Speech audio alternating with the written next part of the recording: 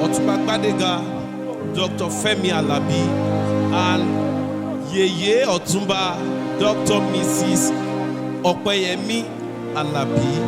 I wish you a successful tenure and reign as the Otunba Gbadega of Osi-Ekiti.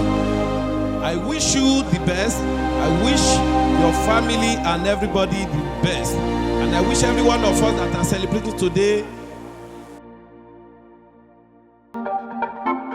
Beautiful people, you are welcome to the coronation ceremony. Dr.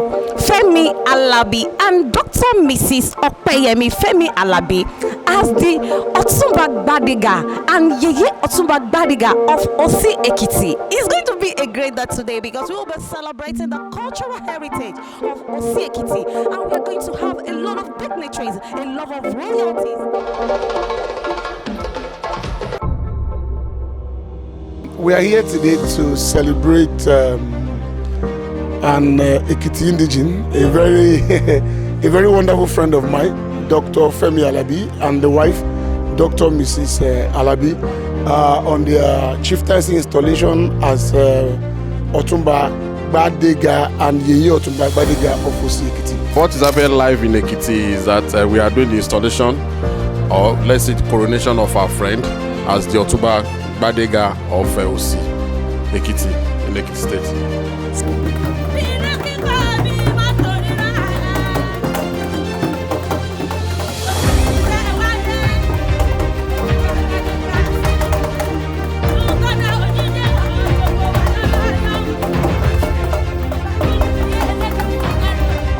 I want to take you in.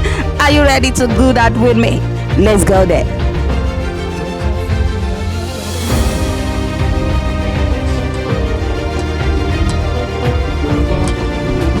We are live and direct in the beautiful hall. This is awesome because we are celebrating a great man of honor, Otunba Gbadega and Yeye Otunba Gbadega of Osi-Ekiti, celebrating our cultural heritage of Osi-Ekiti. It's going to be awesome, I told you. I have a lot of things to show you all over today.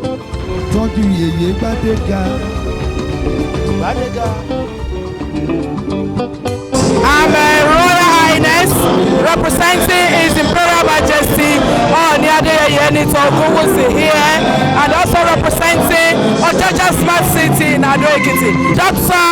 and Dr. Mrs. Alabi, on behalf of KBSC, they are fantastic couple, and they are people that love their culture, they love their hometown, which is Osi-Ekiti.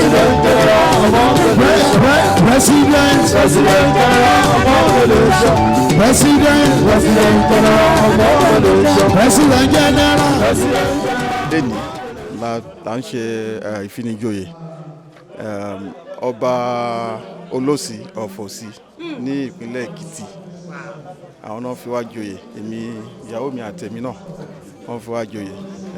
Nǹkan tó ń ṣẹlẹ̀ lẹ́ni nìyẹn. Cannot say too much, but it can be good, and I'm very, very happy.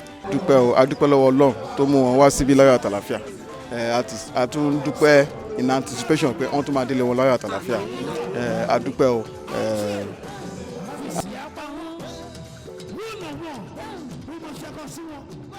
Thank you.